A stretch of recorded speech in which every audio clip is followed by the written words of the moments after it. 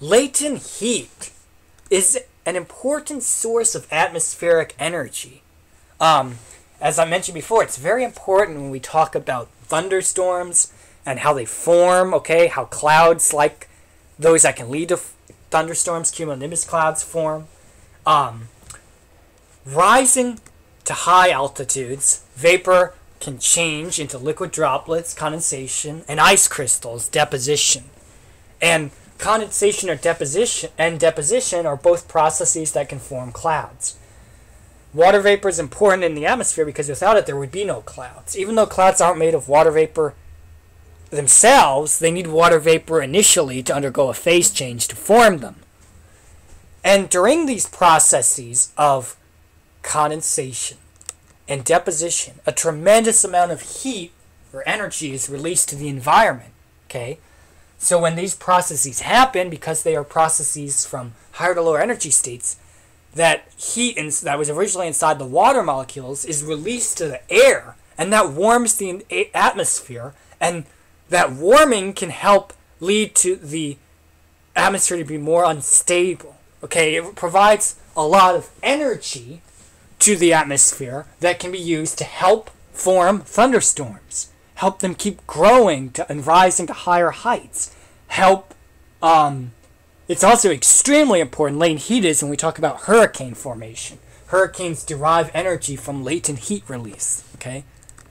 And here's a cumulonimbus cloud. Every time a cloud forms, it warms the atmosphere, Inside this developing thunderstorm, a large amount of stored heat energy, latent heat, is given up to the air as invisible water vapor molecules become countless billions of water droplets and ice crystals, which you see with the naked eye as the cloud. In fact, for the duration of a single thunderstorm alone, more latent heat, which is a form of energy, can be released inside the cloud than is unleashed by a small nuclear bomb. So a tremendous amount of energy is released. Now,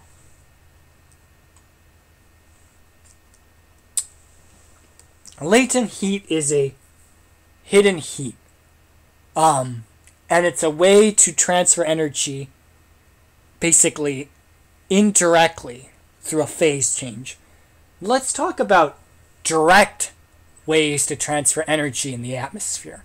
How can we transfer energy in the atmosphere from one place to another? And besides latent heat, which is more indirect, hidden way to do it.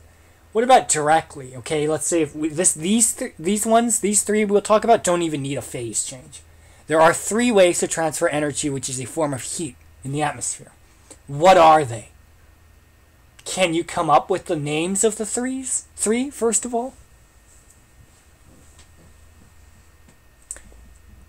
1. Conduction. Conduction is the transfer of energy in a substance by molecular excitation without any net external motion. Okay? Pay attention to that wording.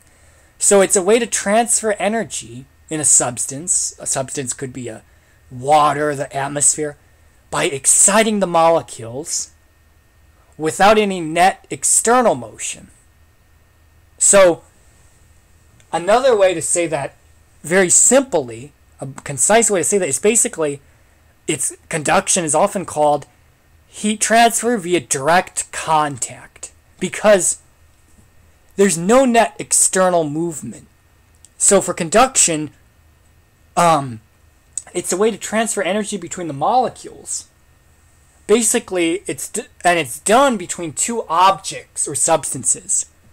You have two objects, the thing is, it happens generally it happens good in solids. It doesn't happen as well in liquids or gases.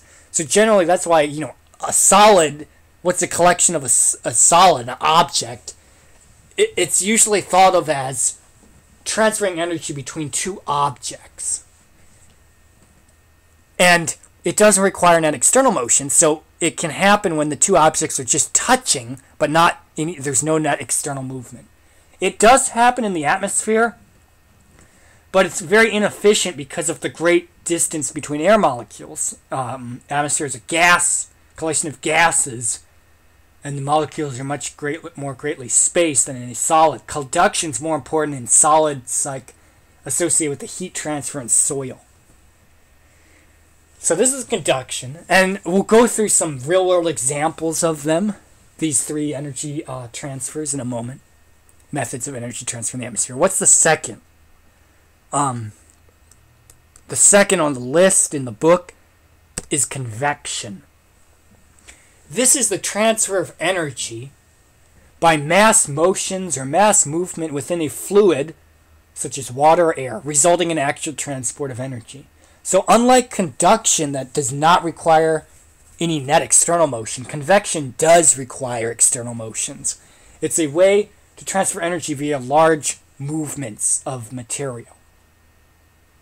Convection can happen in the atmosphere and the ocean. And convection you might already know as a way to transfer energy if you've heard of a convection oven. Okay. Then there's a third way to transfer energy in the atmosphere. And it's called radiation. I hope maybe you had it. It's the propagation of electromagnetic waves through space. So electromagnetic waves are called that because they have both electric and magnetic properties. And the thing is, radiation, when radiation happens, the energy transfers in the form of waves. Okay? And radiation is very interesting because unlike convection, which requires movement, and generally has transfer of energy along the path of the movement, radiation does not transfer any energy through the entire path of where the energy is being transferred between until it reaches the other object. So, for example, we'll be talking more about this. The sun transfers energy to the earth via radiation. Okay, that's how there's almost all of the energy that's received by the earth from the sun comes through radiation. Okay, and only when the radiation gets absorbed by earth does any energy get transferred. So how far away is the earth from the sun? On average about 93 million miles. So as the sunlight is traveling to earth for that 93 million miles, the energy's not being exchanged with space. Okay, no energy's being lost through space. Only when the energy gets to earth and is absorbed by earth does the energy get transferred. Okay? Now, let's talk about some real-world examples. First, for conduction. Here is a candle. Okay, you see the green candle with wax, and here's the mini fire, if you will, right? The candle is lit. The stem is lit. Here's a metal pin, and here's your hand. The transfer of heat from molecule to molecule within a substance is called conduction. If you hold this metal straight pin between your fingers, as you see here, in your hand, and place a flaming candle at the other end, what's going to happen over time? What do you feel? Your hand feels. It warms up. What happens is the molecules in this flame are very hot, and through conduction, the molecules in the flame transfer energy to the molecules in the pin right above it. And then the molecules in the portion of the pin right above the candle flame are warmer than the rest of the molecules in the pin, so they move faster, and then these faster moving molecules here in this region in the pin transfer energy to the molecules, the neighboring molecules, via touching. So the faster moving molecules in the pin that were transferred energy from the molecules in the flame touching them then transfer energy to their neighboring molecules through conduction. And the neighboring molecules to the right transfer energy to the molecules to the right of them, which transfer energy to the molecules to the right of them, and so on until eventually the molecules at this end, the far right end, from this perspective of the pin, are moving faster. And then those faster moving molecules transfer energy to your hand. And so your hand, the molecules in your fingers start moving faster. And what happens? If enough time goes by, enough conduction goes by, your fingers warm up, right? And you'll drop the pin because your nervous system sends your brain a signal through pain to that this is dangerous, right? I don't want you to burn yourself, okay? Heat transfer through conduction always flows from warmer to colder regions, okay? Heat transfer through conduction is never done via moving from colder to warmer regions. And generally, the greater the temperature difference over a distance, the faster the heat transfer, okay? When materials can easily pass energy from one molecule to another, they are considered to be good conductors of heat, okay? Air, though, is an extremely poor conductor of heat, which is why most insulators have a large number of air spaces trapped within them. Air is such a poor heat conductor that in calm weather, the hot ground only warms a shallow layer of air a few centimeters, maybe a couple inches thick by conduction. And yet air can carry this energy rapidly from one region to another. How then does this happen? It happens through convection. The transfer of heat by the mass movement of a fluid, such as water air, is called convection. This type of heat transfer takes place in liquids and gases and collections, mixtures of liquids and gases, fluids, because they can move freely, and it's possible to set up currents within them. Convection happens naturally in the atmosphere, okay?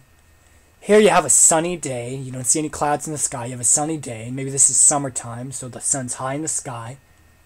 Certain areas of Earth's surface will absorb more heat from the sun than others, okay?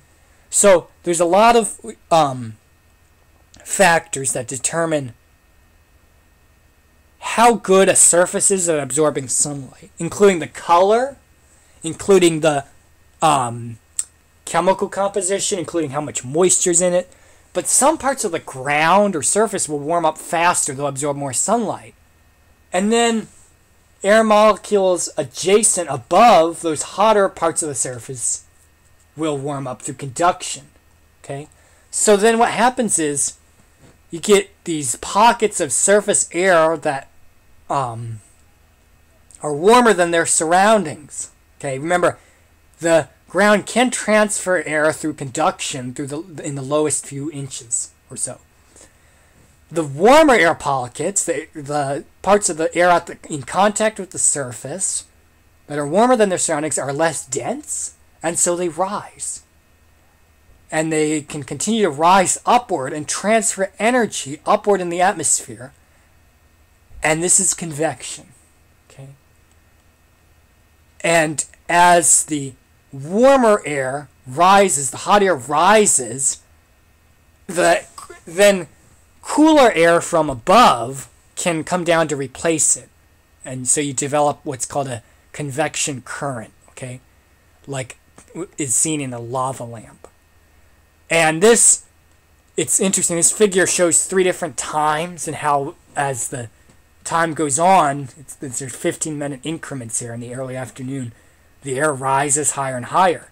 But you could also think of this instead of time as space.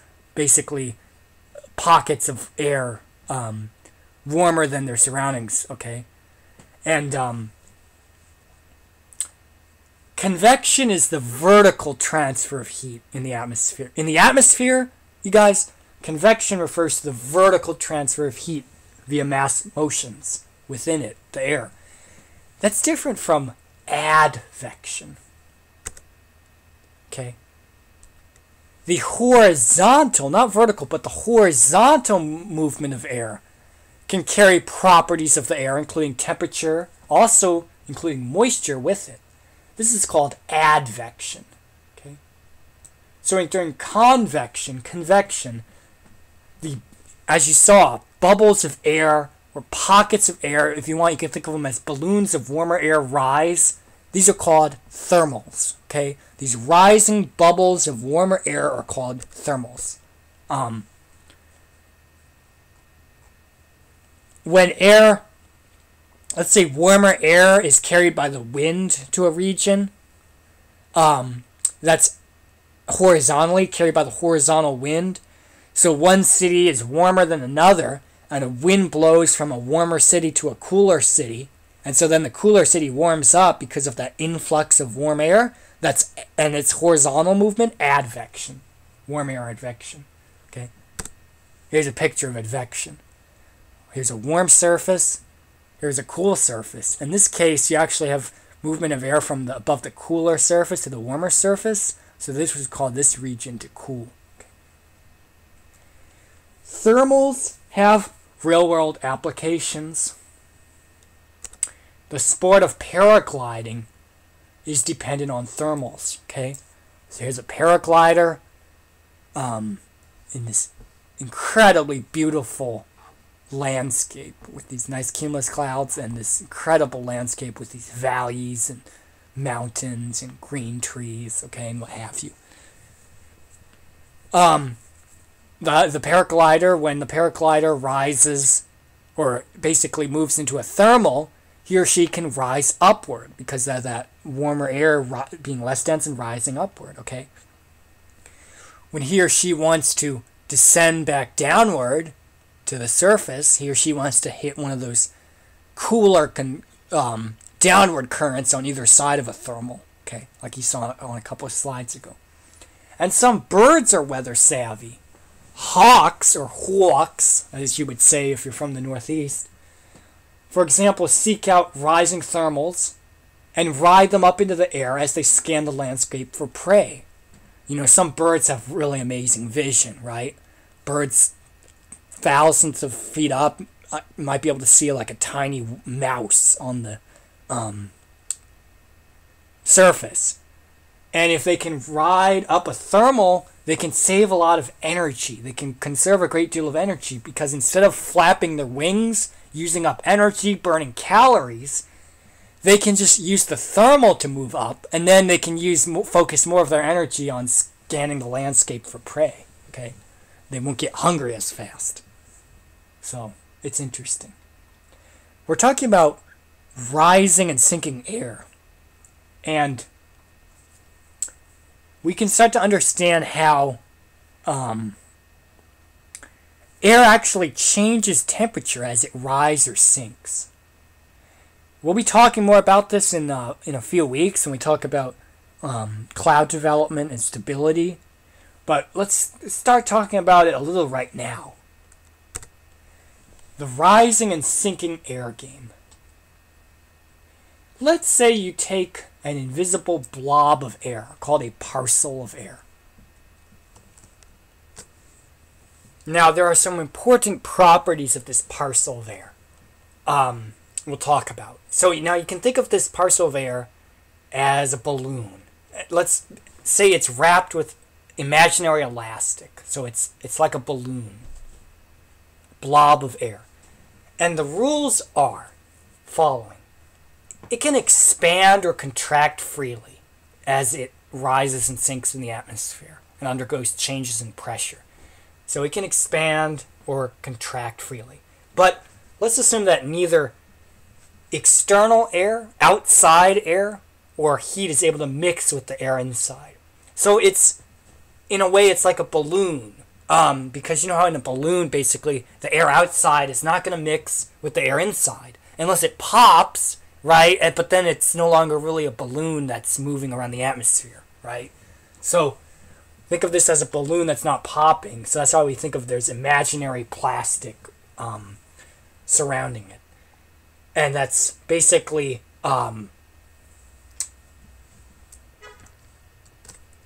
separating the air inside of it from the air outside of it.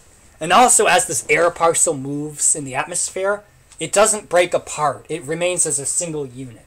So again, analogous to a balloon. Now at the Earth's surface here, it starts at the surface, the parcel of air is going to have the same temperature and pressure as the surrounding air initially. Suppose the parcel is lifted, and this can be done in a number of ways. We'll be talking, when we talk about cloud development, how air can be forced to rise. But one way to force air upward is orographically. If air runs into a mountain, that can force the air to rise. Well, let's start to understand what's going to happen to its temperature. First of all, remember that as you ascend, you move upward into the atmosphere, what happens to air pressure? Does it increase or decrease? It decreases. Air pressure always decreases as you move upwards in the atmosphere because there's less air weighing down per area. So now, as the parcel rises up the mountain here on the left side, the air pressure on it decreases. So it enters a region where the surrounding air pressure is lower. So what happens to its volume? It expands because there's less pressure acting on it. So the parcel molecules inside help push the walls outward, expanding it. Okay, as pressure on it decreases, its volume expands. In order to expand, the molecules inside use some of their own energy. Okay, work is being done by the parcel in order to expand.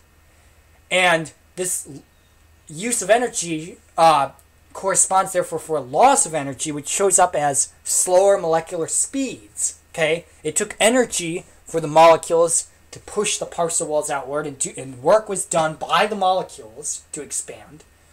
So therefore, now it has less energy, so the molecules move slower, therefore it has a lower temperature. Okay, work is done by the parcel to expand. And as it continues to rise up the mountain, it continues to increase in volume, expand, as the pressure decreases, and it continues to cool more.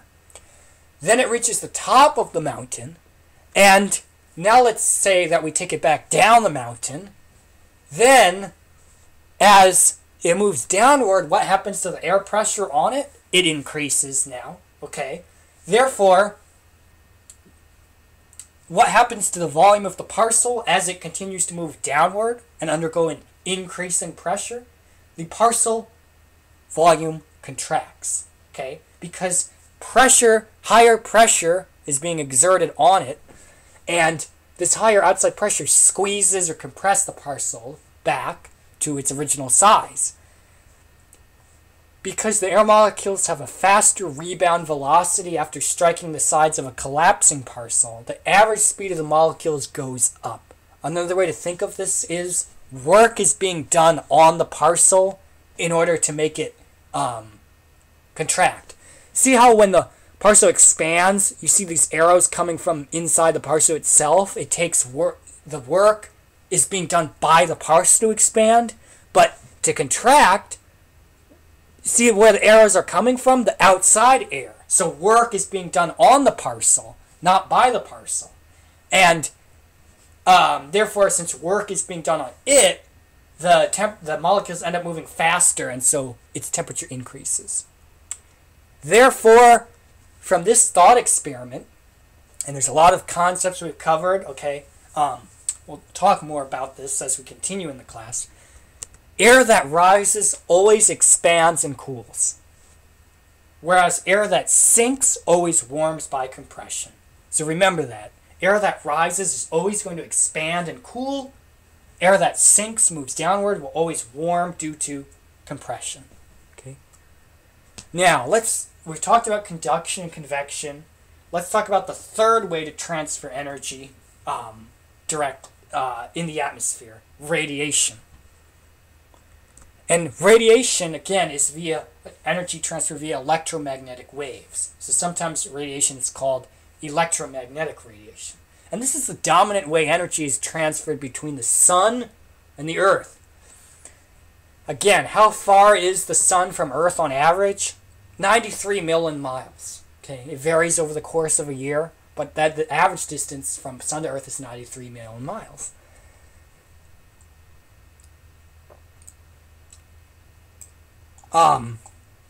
On a summer day, you might have noticed how warm and flushed your face can feel as you're standing facing the sun, okay?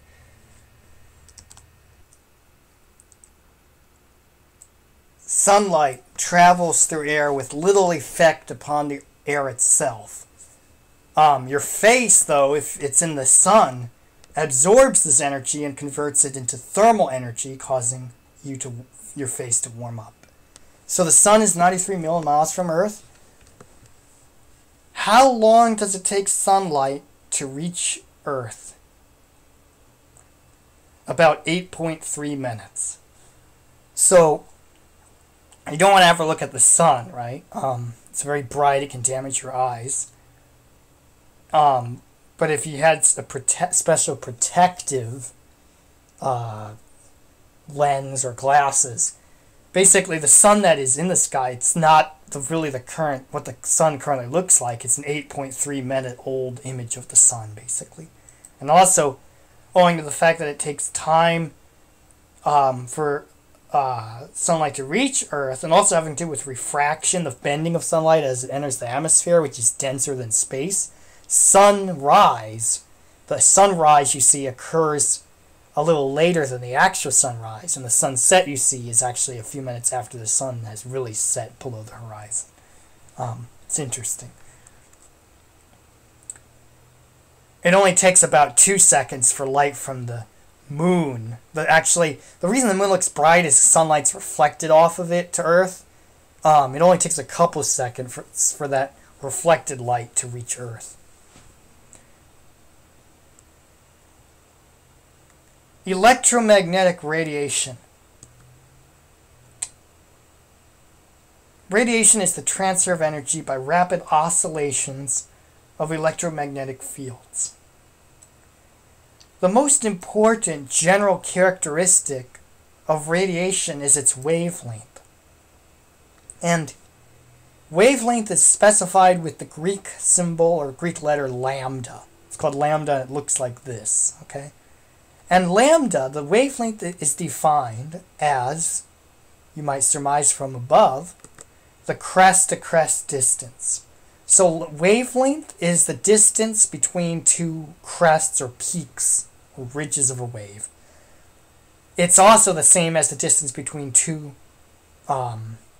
troughs, if you will. Okay? And radiation travels through space at the speed of light in a vacuum. The speed of light is the same in a vacuum. Vacuum, not a Hoover, used to clean your floor. But vacuum in science refers to empty space. And in empty space, that is basically with no air molecules, the speed of light is 3 times 10 to the 8 meters per second, or 186,000 miles per second. Okay? The moon is about 200,000 miles away, so it takes a little over a second for the sunlight reflected off the moon to reach your eyes at Earth. And other forms of radiation also travel at the speed of light in a vacuum. So light is only one form of radiation. Visible light, which we can see with the human eyes, or glasses for some of us, is only one form of visible radiation. There's others we'll be talking about. Okay, you might be thinking about already. And notice that here, how radiation travels at the speed of light in a vacuum. The speed of light is not always constant. It's the same in a vacuum, but actually, as sunlight enters Earth's atmosphere, it slows down because the atmosphere is a denser medium, so that's why it refracts or bends. Okay? And you probably are familiar with refraction. If you've ever tried to look at your feet in, say, a clear pool or a bathtub, you ever notice if you put your head in the water and look down at your feet, they look distorted? Or look at your legs, too. It looks like you might have really short legs and big feet. And that's the bending of light, because water is about close to roughly 1,000 times as dense as air. So the light slows down and bends greatly, and changes the perception of a image. So what are some types of radiation? We've already talked about one, visible. Hint, we talked about another form of radiation from the sun that's important for us humans. Ultraviolet. Here are 7 forms of radiation, or types of radiation. Generally some of the most common forms. And there's information about each of them. This is a really good figure because it has a lot of good information on it. You can learn a lot from it. As you go down the figure and go through these different types of radiation, wavelength, typical wavelength in meters, 1 meter is a little over 3 feet, decreases. And as wavelength decreases, so the distance between the waves decreases, which you can see here. Notice as you go further down, what happens to the distance between the crests? It goes down, wavelengths decreasing, consistent with these values, how they change as you go down the figure. As this is happening, the energy that's carried per wave or photon increases. So waves, when you think of radiation, you can think of the energy traveling in the form of waves, but along those waves, there's packets of energy. And those packets of energy are called photons. So a photon is basically a package, a collection of energy that travels along a wave.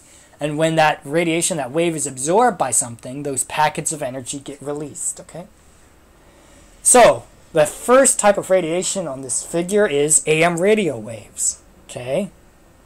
Nowadays, we listen to a lot of music on our phones, our smartphones, our iPods, okay, iPads, computers. We watch get our news from a lot of TV and the internet. But back in the day, people used to listen to the AM radio, okay, and some still do for certain purposes, okay. Giants play on KNBR 680, okay. You might listen to try to get a traffic report on the AM radio. You might listen to it still in your morning commute and evening commute in your car for the news, okay. When the radio wave is released from a transmitter, it then can travel greatly. And it can be picked up by your radio. And as the energy moves from the transmitter to your radio, it travels as a wave with a wavelength of 100 meters, a little over a football field. Okay, relatively long wavelength. Okay, TV waves are shorter. The average TV wave only has a wavelength of 1 meter, a hundredth of a radio wave, okay? Microwaves have typical wavelengths of 10 to the minus 3 meter. Do you know what you call that? 1,000th of a meter? A millimeter, okay? A millimeter. Infrared waves have an average wavelength of 1,000,000th of a meter. This is called a micrometer. Micrometer. Visible light has a range of wavelengths. The color with the shortest wavelength is violet. Okay, has a wavelength of about 3 times 10 to the negative 7th meters, or 0.3 micrometers, 0.3 millionths of a meter. The color with the longest wavelength is red. That has a wavelength of about 0.7 micrometers, or 7 times 10 to the minus 7th meters. Oh! What happens if you go from the color with the longest wavelength of light, red? What happens if you go a little longer? What's the next band or type of radiation? Infrared. Okay, it's called that because it starts just beyond red, the color red, in the visible spectrum. And if you go just a little shorter than the shortest wavelength of visible light, okay, this violet here, you go into the region of ultraviolet waves. Typical wavelength for an UV wave is about 0.1 micrometers. That's 1/10,000,000th of a meter. Even shorter than ultraviolet or UV waves are X-rays. And by the way, why are UV waves important? Because they can cause sunburns. They can cause skin cancer. Okay? So we're very thankful for the ozone, which absorbs the large majority of UV radiation from the sun before it gets to the surface. X-rays have an average wavelength of about 1/1000,000th of a meter. And they're very powerful. What did we say? As we go down this table, as the wavelengths become shorter and shorter, the energy carried per wave, or photon, the energy carried along the wave increases. So the waves are becoming more and more powerful. X-rays, as you know, are very powerful because they contain great amounts of energy. They're so powerful that they can allow one to see inside of him or herself, right? If you want to see if you have a broken bone, you can get an X-ray, okay? So, when we talk about radiation, one thing you might be seeing already is that it's not necessarily bad, okay? You see there's different types of radiation. Visible light is a form of radiation, okay? TV waves are a form of radiation. And so there might be somewhat of a negative connotation with the word radiation. You might think of radiation, think of radiation poisoning, right? The waste or the energy that can be harmful that's released from a nuclear fallout, okay? Bad. But radiation is really, just remember, energy that's transferred by the propagation of electromagnetic waves. And I have a question. What emits radiation? What sorts of objects can emit radiation? Hint. Think about temperature.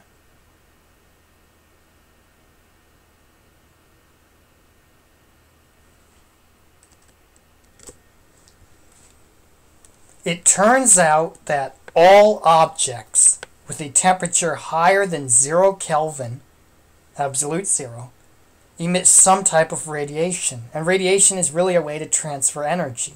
Okay? So basically, any object, anything that has its molecules moving, is going to emit radiation. Okay? What are some examples of objects that emit radiation? The sun. We've been talking about this. In the next lecture, we'll be talking about the specific types of radiation it emits and how much so of each different type, including visible, UV. Earth. Okay, the Earth also emits radiation upward. And we'll be in the next lecture, we'll be talking about what type of radiation the Earth emits. And humans. All of you are emitting radiation right now. Okay, because you have a temperature above 0 Kelvin.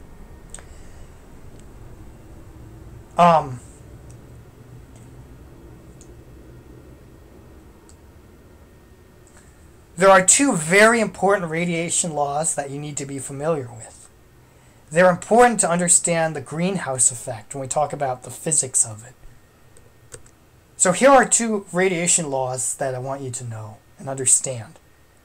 The first law says that, called the Stefan-Boltzmann law, says that warmer objects emit more intensely than colder objects. Basically, the warmer an object, the more radiation it emits. Okay. If you wanted to look at a specific equation, you'd see that amount of radiation emitted by an object is proportional to the 4th power of temperature. Okay? So if something heats up a little, it emits a lot more radiation, basically. Okay? If the cooler an object becomes, the less radiation it emits. Okay? You can kind of think of it as basically this. Thinking about it with respect to the speed of the molecules, the faster the molecules move, the more energy can be emitted through radiation. And another important law is called the Wien's law, says warmer objects emit a higher or greater proportion of their energy at short wavelengths than colder objects. Wien's law says the higher the temperature of an object, the more energy emitted at short wavelengths. Basically, the warmer an object becomes, the shorter its wavelengths of peak emission. Objects don't just emit at one wavelength, they emit over a range of wavelengths. But as something becomes warmer and warmer, it's going to emit more and more of its energy at shorter wavelengths.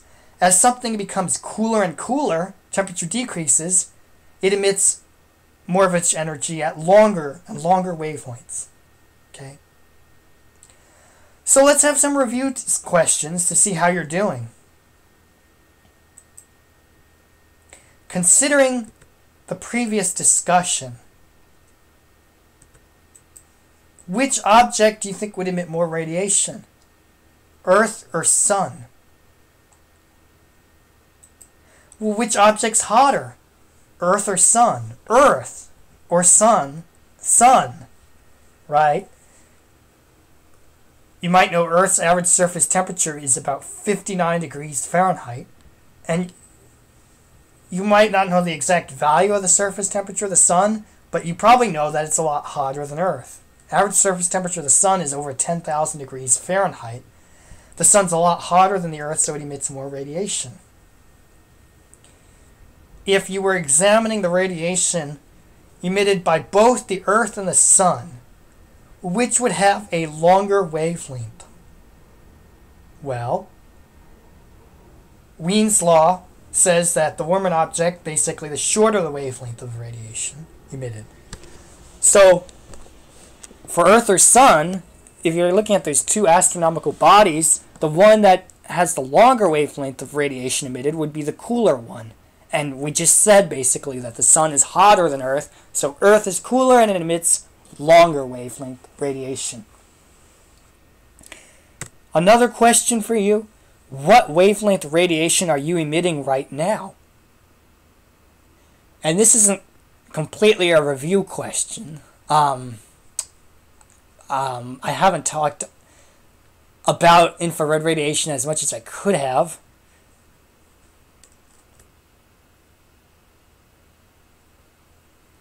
And this isn't completely a review question. I haven't talked about specifically what type of radiation you emit, but you might be able to figure it out. It turns out that you are emitting infrared radiation. Can humans emit visible radiation? No. Yes, you know, when we look at it, we see we have our colors of our skin, right, and our eyes. But do we really emit visible radiation? Well, to answer that question, go in a room, close the if it's daytime, close the window. Close the blinds, or cover the windows, and then turn off artificial lighting, and get it dark. Will you be able to see each other? Do we glow? We don't, right? And so basically, you are not hot enough to emit visible radiation. And if that offends you, you can think of it as you are too cool to emit visible radiation. Okay? And these are both true facts, literally. Okay? So, this is a nice figure that summarizes the three forms of radiation in one picture. Okay, there's the three. It summarizes the three methods of energy transfer in the atmosphere in one picture. Okay, they're all happening here in this scenario. So here is a fire. Here are some logs and stones. Fire is hot, emitting radiation in all directions. And here's a pot of water. The bottom of the pot is heated from the radiation from below. Water at the bottom of the pot heats up. The warmer molecules at the bottom of the water then transfer energy upward through convection. Okay, transfer of energy via mass motions within a fluid, in this case water. And the warmer water transfers energy through convection to the molecule water above. Then this heated up water, the water that's heated above now, transfers energy through conduction with the to the sides of the pot, to the hand, or to the handle, and then eventually to your hand, and your hand heats up. There's a reason that pot holders exist, right? Okay, that's it for lecture 2.